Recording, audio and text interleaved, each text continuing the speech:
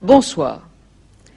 Djibouti, pour la plupart d'entre nous, est l'un de ces noms vagues dont les livres d'école n'ont fixé ni l'endroit ni l'importance, tout juste un relent d'exotisme. Djibouti, c'est le bout du monde, c'est la chaleur humide, c'est Rimbaud qui s'y traîne, Montfred qui y bourlingue. Djibouti, c'est une colonie d'Afrique. C'est même la dernière. Dans 3 jours, le territoire français des Afar et des Issa, capitale Djibouti, va devenir le 49e État indépendant d'Afrique. Djibouti, qui n'a jamais été une colonie comme les autres, devient donc le dernier chapitre dans l'épopée de l'Empire français. Djibouti, qui n'a jamais été qu'un territoire, devient donc un pays. Djibouti, qui n'a jamais été une nation, ni même une entité économique, devient donc un État. Il est parfois ainsi un moment, un endroit où l'histoire, la géographie, la politique semblent croiser leur logique et leurs caprices et nous, les paradoxes en forme de symboles. Djibouti, malgré soi, est aujourd'hui un tel symbole. Nous sommes allés le comprendre et le découvrir pour vous.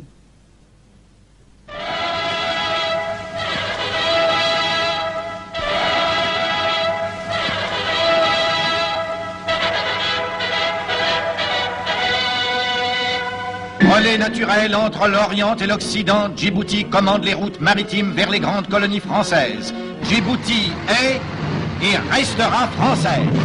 Irréductible devant les tentatives d'intimidation, la France a compris qu'il fallait désormais faire sentir ici le poids de sa force. Toutes les dispositions ont été prises.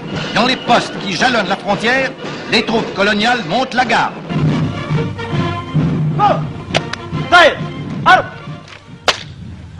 كبغال منسنة متركيل فانسات كترفاسي على التراس وما أفسرتم لنا. قومي برمي قال صاحب علي متركيل ترانتي أنسو سانديسيت 3 كوبنا فاسيه للمولاتنا. À disposition du caporal de garde. Allez, marche.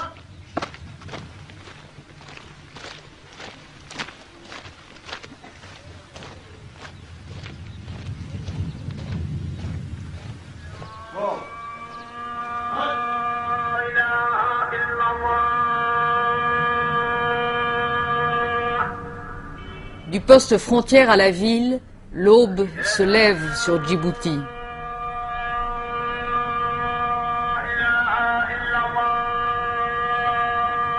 Déjà, la chaleur tient la vie en sursis. Musulmane par contagion, française par accident, capitale malgré soi, Djibouti est le bout de l'Afrique.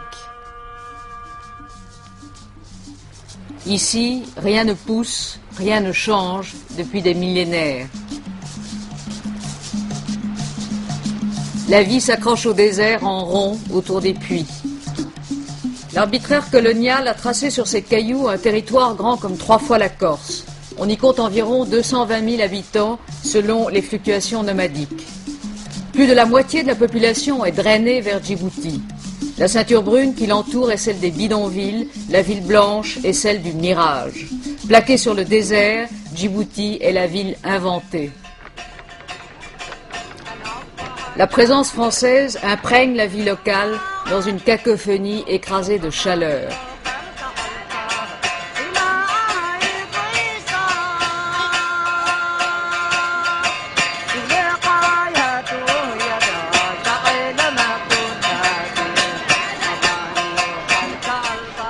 Le temps s'efface avec le kat. C'est une herbe hallucinogène au goût vaguement amer. Tout le monde, comme on dit ici, broute la salade. Tu manges, il te donne du cerveau. Ici, il y a des imaginations. L'imagination fait même comprendre tous les midis le jeu des 1000 francs. Ces visiteurs, un port de plaisance, un plan d'eau, tous les plaisirs de la mer, mais aussi ceux de la campagne et de la gastronomie, avec notamment son inimitable Queen Amman, le plus savoureux des gâteaux bretons. Je préfère m'adresser, si vous permettez, à M. Bossenec et lui demander la réponse à cette question. Comment s'appelle l'appareil permettant de compter le nombre de pas faits par un piéton et de déterminer ainsi, approximativement, la distance parcourue. Kilomètre, pardon. 92 de 921, me recevez-vous parler? Reçu, moi je suis à l'emplacement de la batterie, je suis sur vous dans 5 minutes. Ah, reçu. L'espèce la plus répandue dans le mélange ethnique local est le militaire français. L'armée française, renforcée devant les incertitudes de l'indépendance, compte 6500 hommes de toutes armes, depuis les marins jusqu'aux légionnaires. C'est la présence militaire française qui justifie Djibouti. Ce sont les marins et leurs familles qui la font vivre. La place Ménélique à l'heure du pastis. Alors, moi, j'ai jamais vu une mendicité comme dans un pays comme ça. Toi. Si, j'en ai vu à... T'as pas de grève ici? Non, non, c'est l'Italian, ça. Oui, monsieur, s'il vous plaît, cacahuète. De toute façon, il faut avoir une tête solide pour rester ici 2 ans. D'abord, Djibouti a, à mon humble avis, un état artificiel, purement créé par la colonisation. C'est triste. Il y en a qui sont gentils, mais il y en a d'autres, moi j'ai eu peur quelquefois. Je sortais une fois de la banque, j'avais 40 000 francs dans mon porte-monnaie, 40 000 francs de Djibouti. Quand on vient dans des pays comme ça, on sait pourquoi qu'on vient. Faire de l'argent. Oh, oui, c'est vrai. T'es venu pourquoi, toi? T'es venu pour ça, t'as dit c'est la dernière colonie, c'est là qu'on pourra gagner un petit peu. Puis finalement... C'est bien évident que comparativement à une vie de métropole, on met certainement plus d'argent de côté ici qu'en métropole. 65 000. 65 000? Et l'autre en dessous, là, hein? Les attraits de la paix se calculent en francs Djibouti, qui vaut 3 fois le franc français. 65 000? Le coût de la vie est élevé, mais la solde en Djibouti aussi. Non, mais écoute, attends, on va regarder. Hein. Je regarde bien. Hein. Et puis les distractions sont rares. La pile de le film, le moteur. C'est aussi proche que moi. Hein? On parle là, liberté, qualité, indépendance. Et après? C'est justement... Après, alors, j'ai vraiment libre. Et après la liberté, qu'est-ce qu'il y a? On travaille, on mange, et on dort. Et sans colonialiste.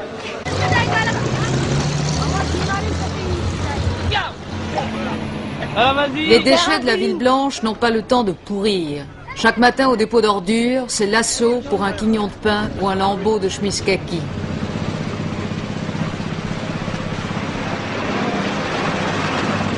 Ce qui reste n'a plus qu'à griller au soleil.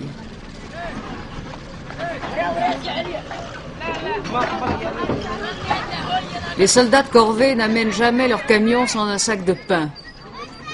Ici, il y a un mort par jour.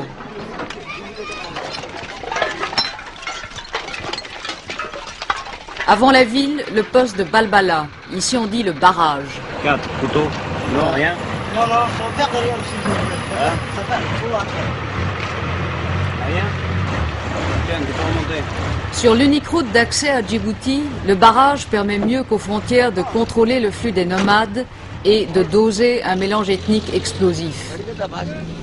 Entre les Afars du Nord, affiliés aux tribus d'Éthiopie, et les Issa du Sud, qui sont presque des Somalis, la mésentente est traditionnelle.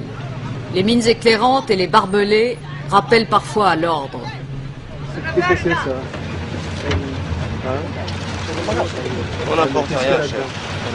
On n'a rien, nous ne sommes pas des ennemis. Les couteaux? Non, nous ne sommes pas des ennemis. On va faire le conduire. Et ben alors? Ben, il est parti. Avec ça, pas bon ça. Parce que moi, on peut garer voiture là. Assoupli avec l'indépendance, mais toujours là, le barrage a été justifié par les autorités françaises comme un triple cordon sanitaire.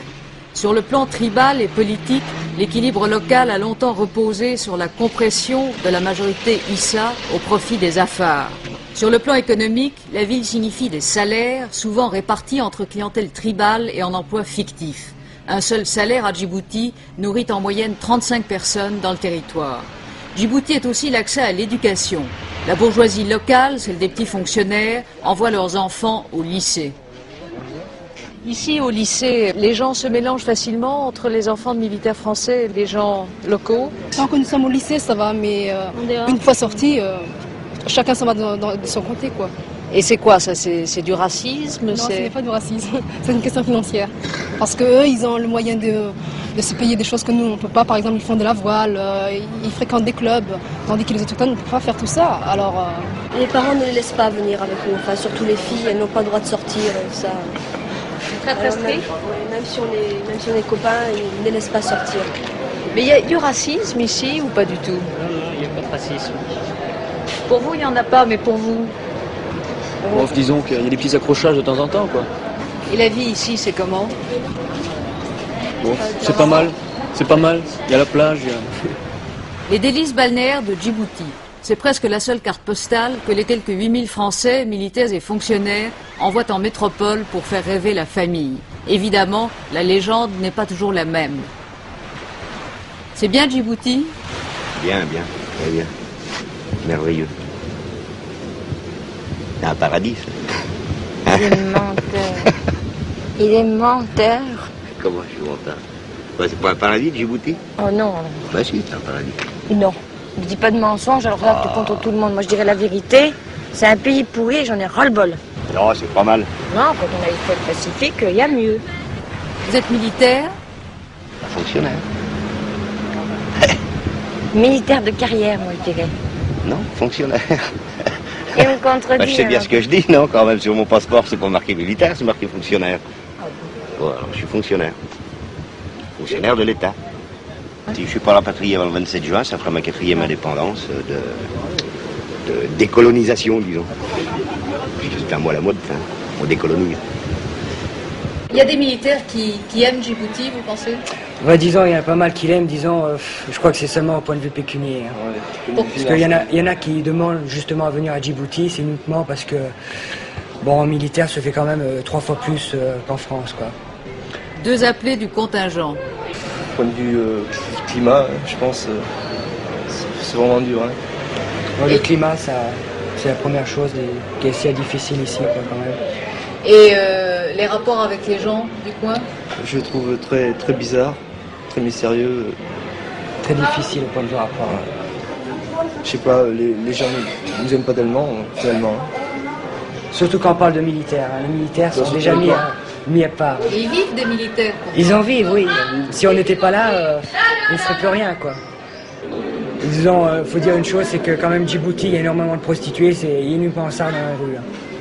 Je sais pas qu'elle recherche surtout l'argent, des petits bidasses, quoi.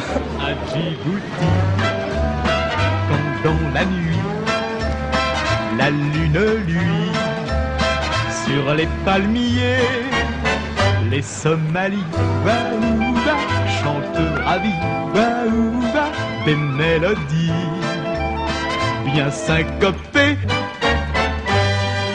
Mais v'là qu'un jour, un beau gars à gueule d'amour et gros bras va faire quelques affaires.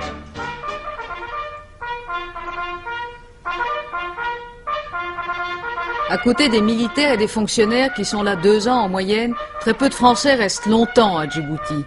Directeur commercial, Vincent Delacuilla est ici depuis 22 ans. Il est vrai que nous ne sommes pas très nombreux, n'est-ce pas, à Djibouti, à avoir cette ancienneté, parce que c'est essentiellement, je crois, un pays de passage. Il y a beaucoup de militaires, beaucoup de fonctionnaires, et qui ne restent ici que 2, 3, 4 ans maximum. Est-ce que Djibouti, c'était à l'époque, pour vous, l'aventure? Non, ce n'est pas l'aventure au sens habituel, n'est-ce pas, et même je crois qu'il faut ignorer ce mot, si vous le voulez bien, parce que Djibouti n'a jamais été un territoire colonial, je pense, au sens où on l'entend habituellement. Il n'y a pas de colons à Djibouti, n'est-ce pas? Il n'y a pas de gens qui soient attachés à la terre. Pourquoi? Parce qu'il n'y a pas de terre, précisément. Alors pourquoi Djibouti? Alors Djibouti a été, comme vous le savez sans doute, une création ex nihilo, sortie de rien. Alors, les gens n'ont jamais cru, là je crois qu'il faut faire un peu d'histoire, enfin sans entrer dans le détail, peut-être avant même que je n'arrive, mais en tout cas depuis que j'y suis, je puis affirmer que pratiquement chaque année, l'avenir de ce territoire a été remis en cause, pour une raison ou pour une autre. Sans doute parce que sa nature même était indécise, n'est-ce pas, comme les événements l'ont montré.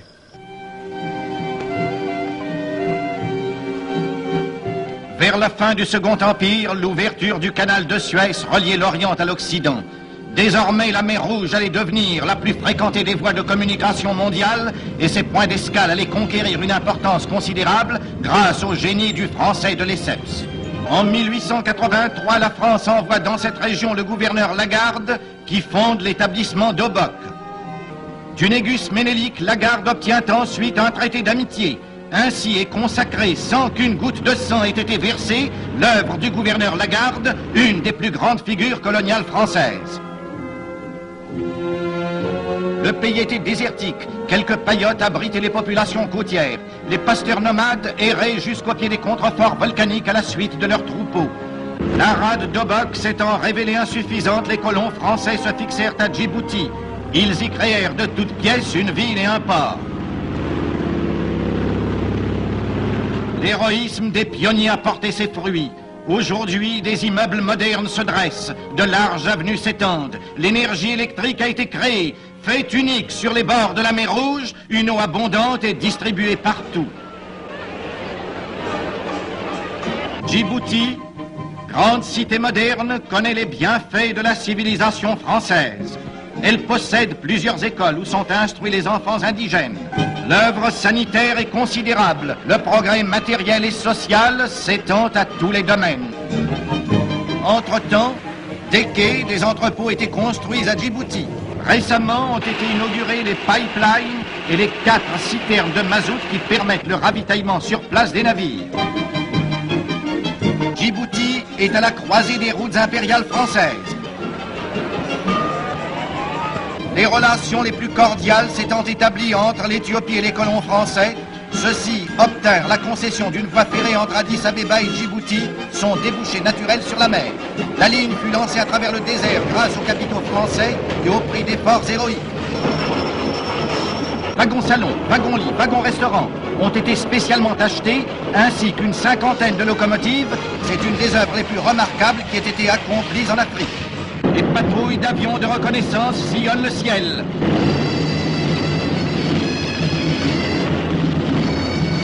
D'importantes unités navales assurent en permanence la protection du port.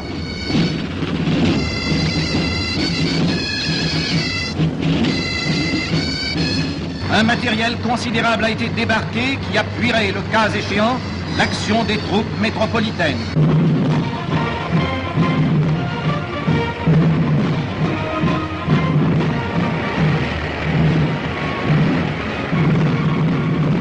En pleine brousse se dressent les campements des méharistes, prêts à répondre à la moindre alerte.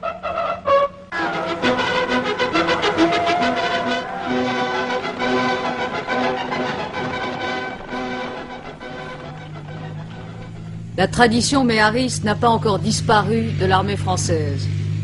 Je commande la 3e compagnie du groupement nomade autonome et c'est la compagnie qui est implantée sur le sud du territoire, sur la frontière éthiopienne et sur la frontière somalienne.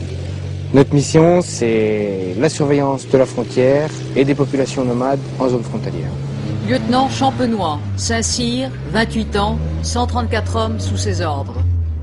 Une patrouille de la compagnie, c'est un caporal et 2 ou 3 hommes qui contrôlent les campements qu'elle rencontre, qui voient s'ils sont des campements connus, s'ils sont des gens qui sont normalement ici, qui contrôlent également les caravanes qu'elle pourrait rencontrer,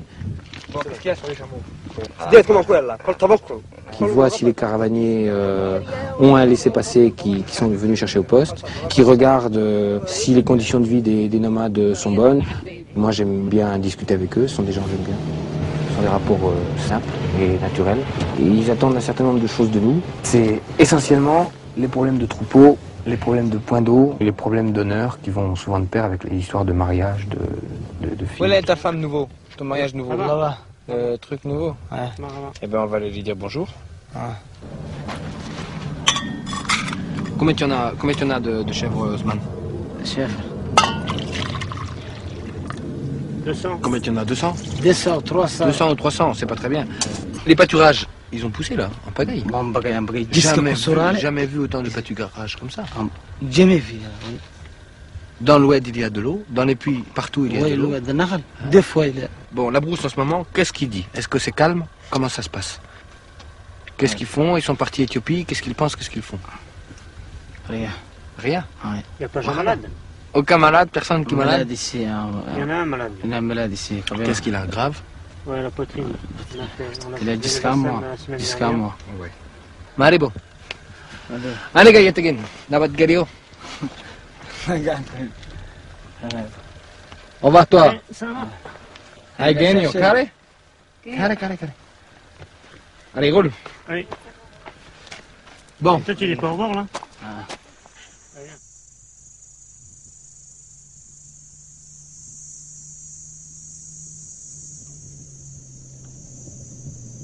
Le désert des Tartares n'a pas fini de nourrir les rêves des hommes. Si vous voulez, bon, j'ai mon morceau de frontière, ma mission, mes hommes.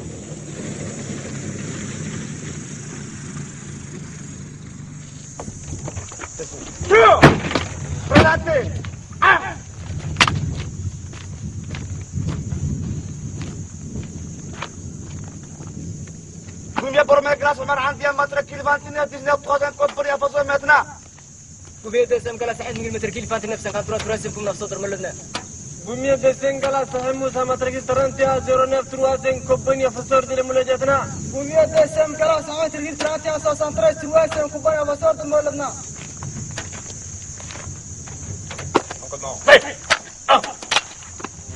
Repos. Pas de problème.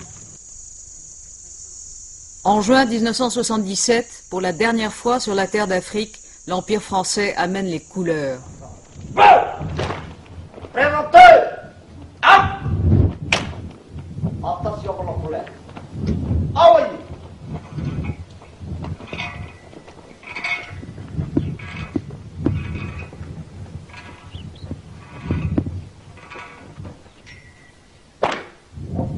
Dans 3 jours, le rêve africain va se dissiper sur Djibouti. Dernier bastion militaire de l'ancien empire français, Djibouti, devenu un État, reste un pivot stratégique planté dans le nouveau nœud géopolitique du monde, celui du pétrole. L'embouchure de la mer Rouge et de l'océan Indien est étroite. D'un côté Djibouti, de l'autre Aden. Même si la réouverture du canal de Suez n'a pas accru le trafic pétrolier en mer Rouge, l'accès à la Méditerranée et aux ports saoudiens passe par les détroits du Bab el-Mandeb.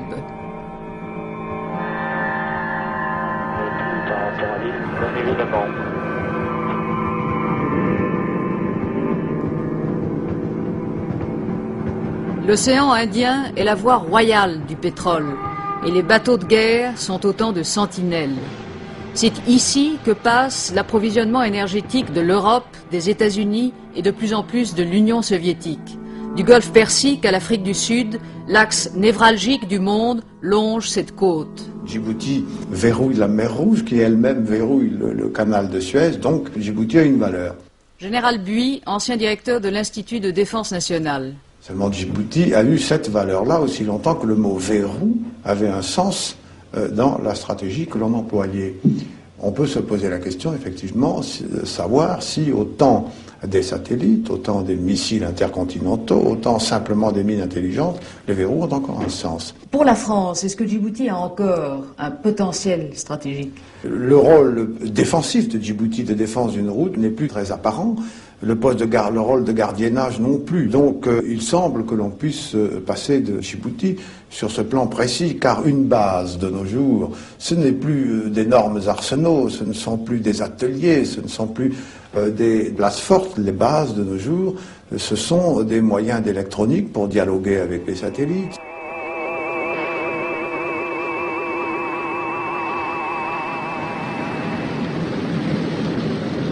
Ce sont des écoutes sous-marines pour pister les sous-marins, ce sont des moyens de transmission pour recevoir et transmettre leurs renseignements qui doivent être implantés, si possible, là où il n'y a pas de problème politique local.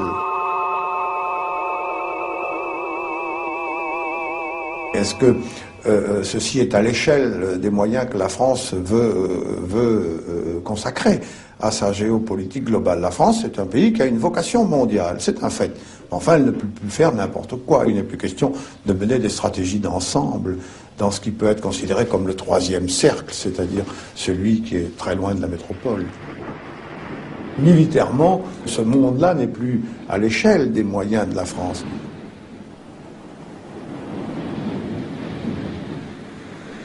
Mais cette affaire-là, c'est maintenant une affaire des voisins.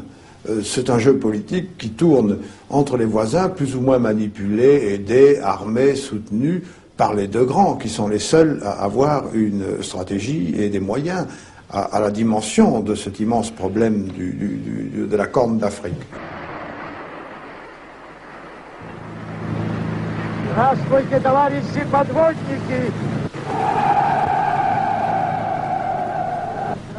La flotte soviétique.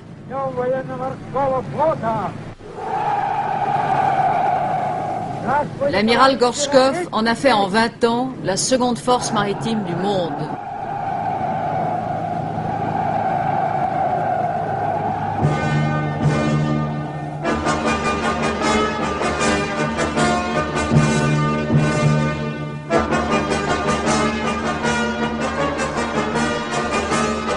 Ce sont les sous-marins qui font la force de la marine soviétique.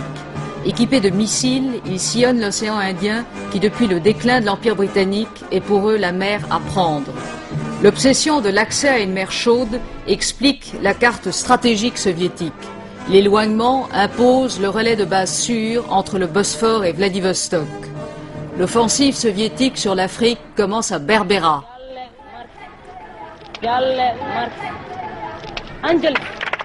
La Somalie est depuis 1969 une république socialiste.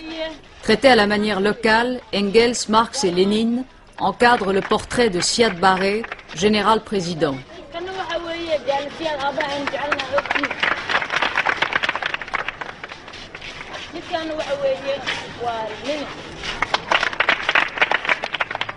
La base de Berbera, photographiée par un U-2 américain en 1975, offre aux missiles soviétiques entrepôts et rampes de lancement.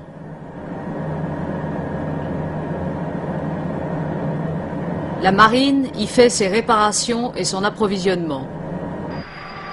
5000 conseillers soviétiques environ travailleraient en Somalie.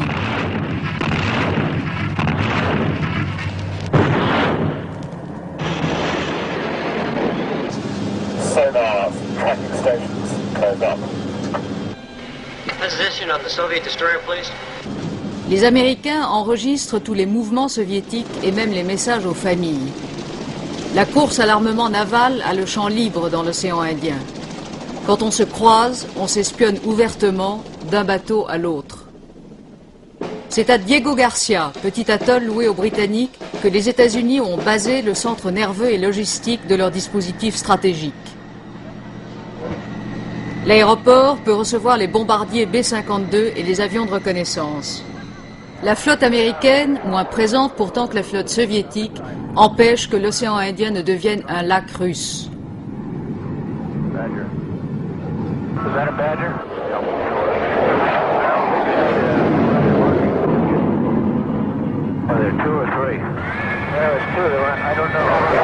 Tandis que l'Iran joue la sentinelle au détroit d'Oman, les États-Unis n'ont plus pied militairement dans la Corne d'Afrique depuis qu'ils ont évacué l'Éthiopie.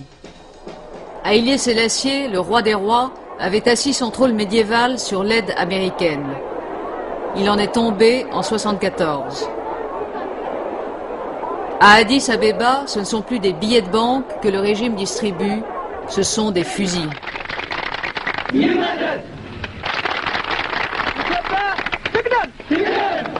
La révolution socialiste est sanglante et confuse. C'est maintenant l'Union soviétique qui soutient le régime et lui livre ses armes. Le défilé du 1er mai a sa variante locale. On parodie la défaite du rebelle érythréen. La guerre d'Érythrée menace l'Éthiopie d'éclatement et d'asphyxie.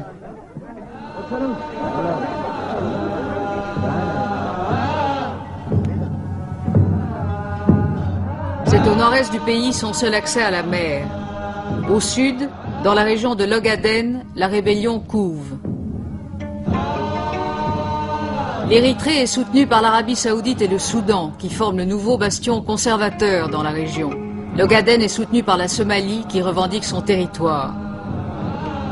Même si le camp idéologique est le même, le soutien de Moscou à l'Éthiopie indispose la Somalie, son ennemi héréditaire. Tandis que les réfugiés d'Éthiopie fuient vers Djibouti, le nœud des conflits locaux se resserre autour du chemin de fer franco-éthiopien. C'est le cordon ombilical de l'Éthiopie dont il assure presque tout le commerce. Un sabotage sur la voie, comme celui de juin 77, et l'Éthiopie perd son seul vrai port, celui de Djibouti. La revendication de l'Éthiopie sur Djibouti est traditionnelle. La terre des Afars appartient à l'Éthiopie. Haïlé Sélassié l'affirmait à la Société des Nations. Aujourd'hui, faisant le même discours, le colonel Mengistu.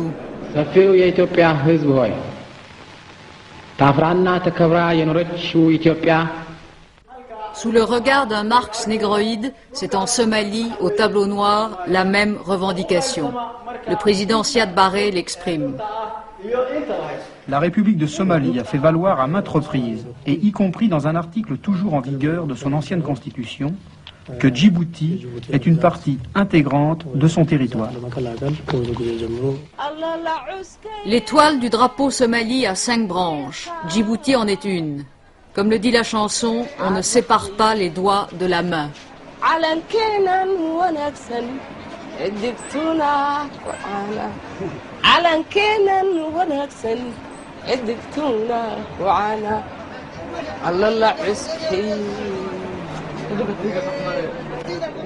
L'OUA, pour forcer la décolonisation française de Djibouti, presse l'Éthiopie et la Somalie de renoncer à leurs ambitions. La Ligue arabe s'y applique aussi. Personne parmi eux n'a intérêt à faire éclater la Corne d'Afrique. À Djibouti, Ali vend des cigarettes. Qu'est-ce qui se passe? Il se passe que les Russes ont porté beaucoup de bombes comme ça à la Somalie.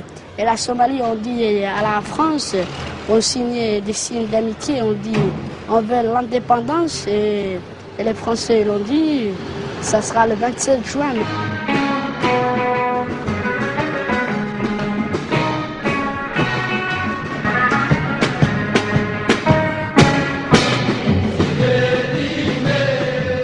À Djibouti, on prépare l'indépendance. Il faut composer l'hymne national, inventer le drapeau. On modernise la musique locale au rythme de la salade.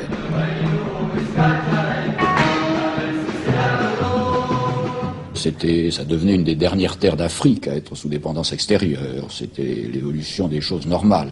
Olivier Stirn, secrétaire d'État au Dom-Tom. Est-ce qu'il y a eu un revirement de la politique française vis-à-vis de Djibouti?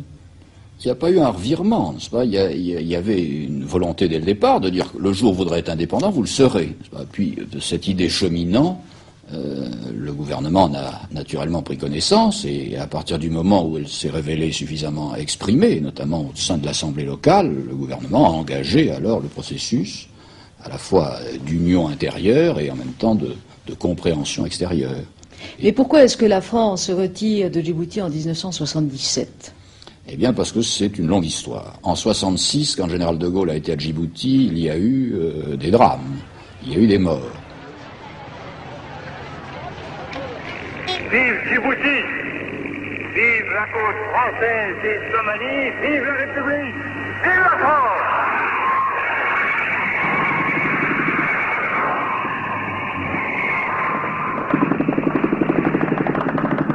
En 67, un référendum orchestré par le parti Afar dit non à l'indépendance.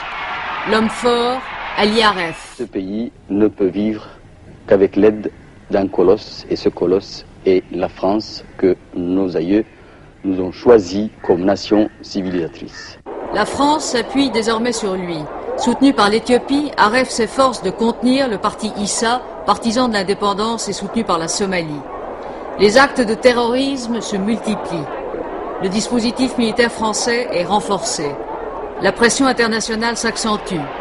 L'Éthiopie soutient des Afars, vire au marxisme.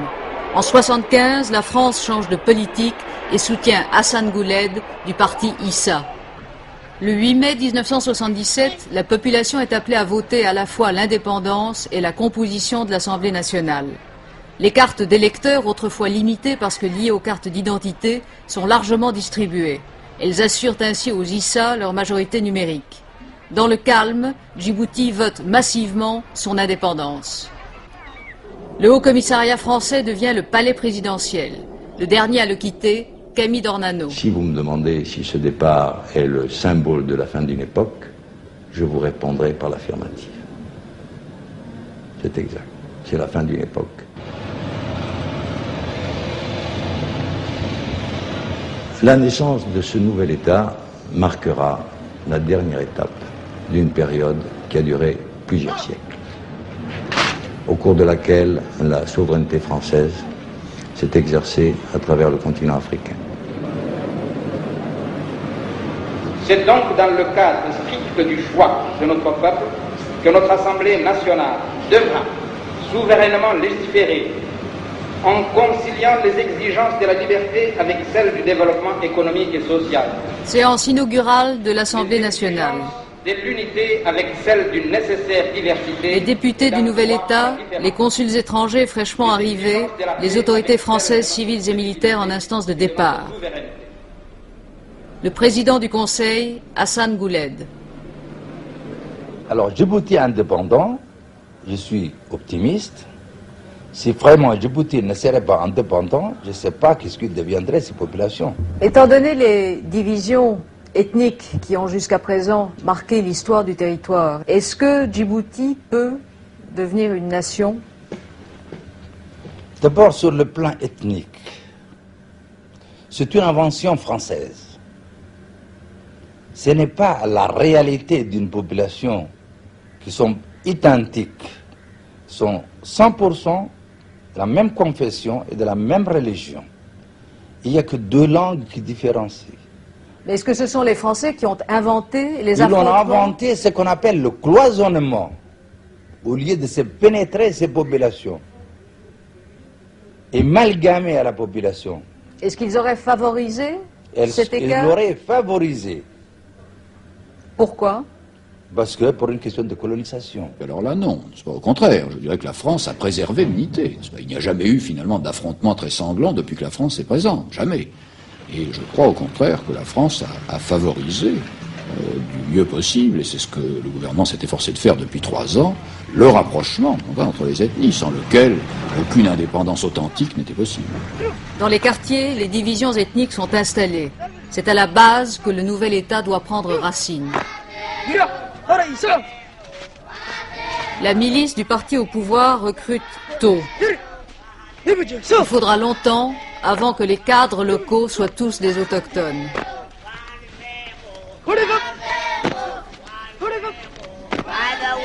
Les versets du Coran comptent autant de promesses que le pétrole de l'Arabie Saoudite. Bonne raison pour que Djibouti s'intitule République islamique. Attention, ne t'éponge pas, le puits est profond. Bien, on croise ses bras. Ici, je veux Mohamed Hassan et Medina. Vous allez venir tous les deux. Et dans le désert, les instituteurs français devenus coopérants font maintenant de l'assistance technique. Fais descendre les seaux. Nous avons de l'eau fraîche. On a beau jouer au football, on n'oublie pas les choses sérieuses. Il y a un gamin qui venait à l'école, là. Un jour, son père est venu le chercher parce qu'il y a un chameau qui était parti du troupeau et il a envoyé le gamin chercher le chameau. Alors il est sorti, alors je le demande au père où il est parti le chameau. Alors il me dit, oh, il est par là, vers l'Éthiopie. Et le gamin est parti tout seul en Éthiopie chercher son chameau et il est revenu 3 jours après avec le chameau.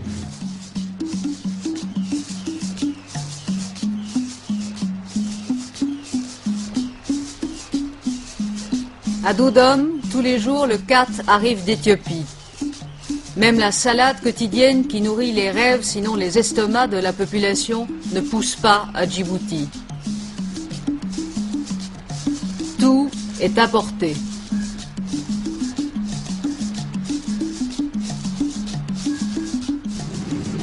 Le café d'Ouganda, qu'Amin Dada expédie par avion charter pour tourner le blocus kényen, transite à Djibouti.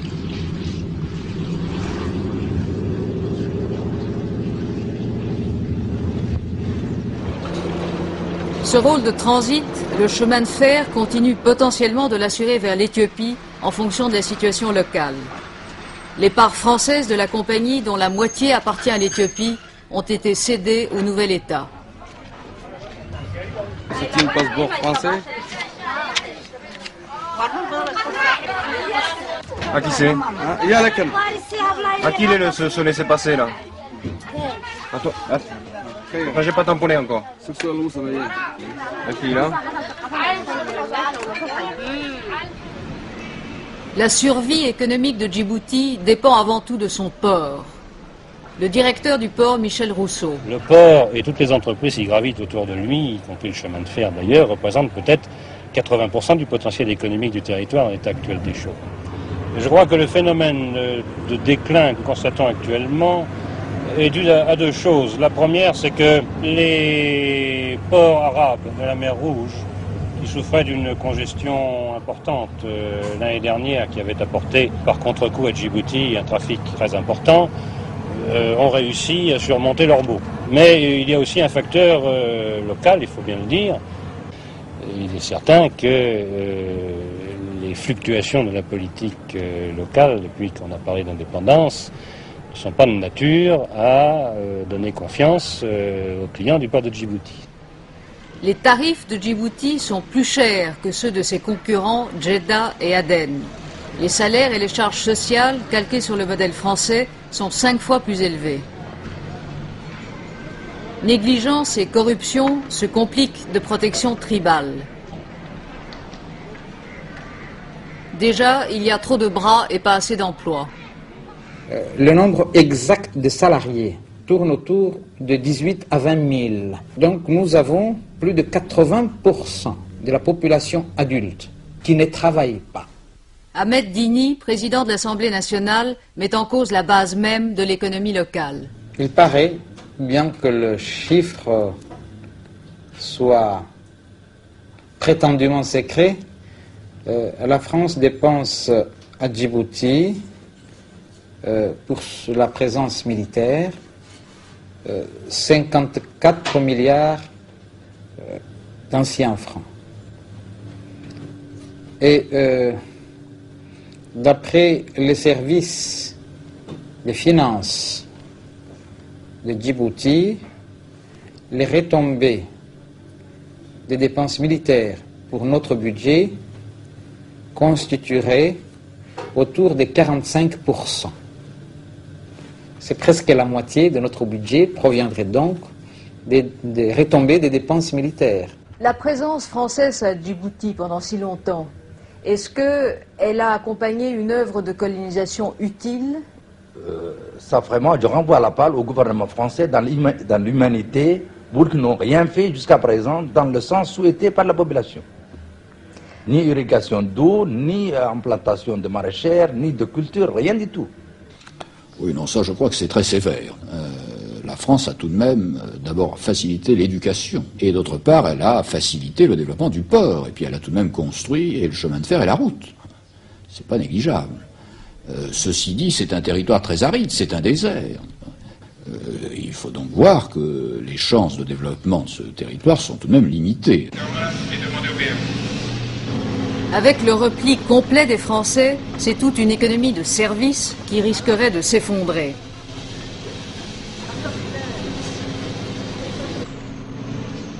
Parmi les commerçants locaux, quelques-uns seulement sont français. Vous allez rester après que les Français partent? Peut-être pas tous les Français vont partir. Non, je crois que moi je reste de toute façon. J'ai investi pas mal et je compte rester ici. Je vois pas pourquoi, a priori, on partirait. Même si vos clients, eux, s'en vont? Il est évident que si nos clients s'en vont ou si le futur État ne nous permet pas de rester commercialement d'une façon valable, ce ne sera pas une question de choix à ce moment-là. Moi, je me demande, il y a quelques jours, je suis partie chercher dans plusieurs magasins des choses que je voulais acheter. Eh bien, tout s'y liquide et ils ferment. Et vous pensez rester? Oui, pourquoi pas. Même si les Français s'en vont? Même si les Français s'en vont. Alors qui viendra boire et consommer ici? Il y aura toujours des soldats, il y aura toujours des militaires. En colonne, couvrez. Vite, vite, vite, vite. Oh! Présentez! Eh, faut calaquer bien, hein. Présentez! Arme! Mets la tête tout de suite. Est-ce que la présence militaire française après l'indépendance est une chose que vous souhaitez?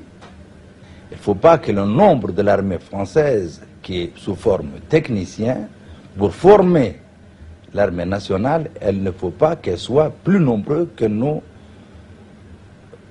nationaux de l'armée nationale. Mais il faut qu'elle soit là. Il faut qu'elle soit là, mais progressivement, ils partiront chaque fois que 500 ou 700 personnes formées, petit à petit, ils en iront. Ils n'en resteront pas définitivement. La survie de Djibouti, est-ce qu'elle est liée au maintien d'une certaine forme de présence française? Pas nécessairement, ou je dirais pas seulement.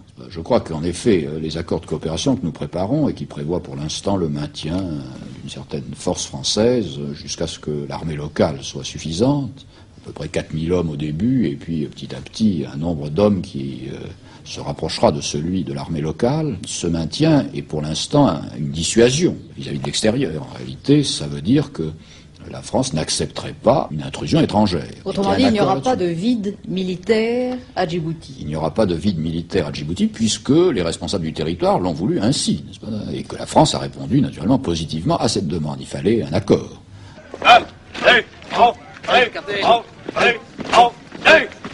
Partez les bras. Levez la tête. Alors on pourrait dire la France quitte l'Afrique, elle y était depuis 3 siècles et demi, c'est dramatique. Encore une terre de perdu, c'est pas ça du tout, je crois. La France a noué avec l'Afrique des rapports nouveaux, qui sont ceux de notre époque, qui sont fondés sur la coopération et l'amitié. Et l'intérêt de bien réussir la décolonisation à Djibouti, c'est d'intégrer Djibouti dans ce monde franco-africain nouveau, avec ses rapports nouveaux. Et je crois que les Africains l'ont très bien compris ainsi, et que notre politique vis-à-vis de l'Afrique est fondamentale pour nous-mêmes, Français, et pour l'Europe, car nous servons d'une tête de pont qui peut créer une espèce d'équilibre entre l'Est et l'Ouest. Et je crois que la France, à l'heure actuelle, par la politique qu'elle a menée notamment récemment au Zaïre, a en effet une audience en Afrique qui s'est renforcée. Le Zaïre est avant tout une opération politique. C'est l'exécution d'accords bilatéraux où il s'agit d'apporter une certaine aide. Et en l'occurrence, n'importe quelle compagnie aérienne aurait pu faire le petit transport logistique que la France a fait sur le Zaïre. Mais le retrait des forces françaises de Djibouti, au niveau du symbole, est-ce que cela signifie la fin d'une certaine histoire militaire française? C'est évident. C'est le grand mot fin qui s'inscrit dans le grand livre, qui est celui plein de tumulte, de lumière, d'héroïsme, de gloire et d'ombre qui a été l'épopée coloniale de la France pendant plusieurs siècles. Alors les gens de ma génération, ceux qui ont surtout connu les 20 dernières années de combats retardataires, avec le sentiment que les gouvernements qui les ordonnaient les considéraient comme perdus d'avance, de ce passé colonial ont surtout vu les défauts, ont surtout vu les ombres. Mais je crois que là, il ne faut pas céder à cette mode et qu'il faut se rappeler qu'il y a eu un immense et brillant et lumineux passé et que les Français qui ont conduit cette épopée, ce sont des gens qui l'ont fait, ces serviteurs du pays, qui l'ont fait en toute bonne conscience. Il y a la bonne conscience du moment.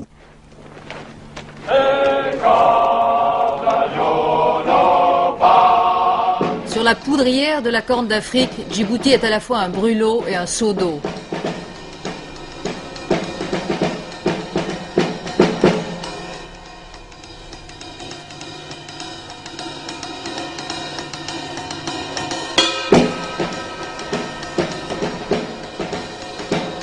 En Afrique aujourd'hui, l'Union soviétique mène la danse, mais les rythmes locaux sont parfois déroutants.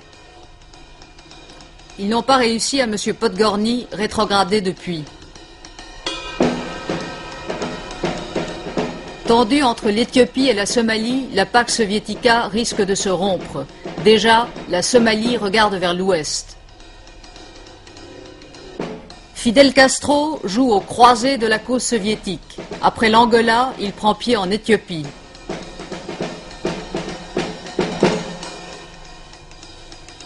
Les conflits tribaux deviennent des guérillas et les guérillas se teintent d'idéologie. Les grands s'affrontent par champions interposés, mais parfois les règles du jeu local leur échappent. Le pétrole fait diverger les voies traditionnelles de la puissance. Au bout de l'escalade, l'interdit nucléaire.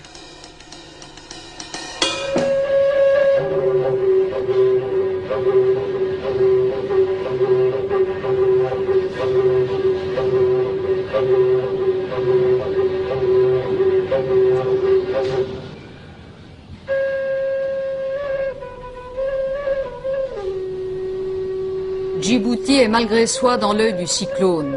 Dans l'éternité du désert, il semble se figer et les gestes des hommes demeurent les mêmes.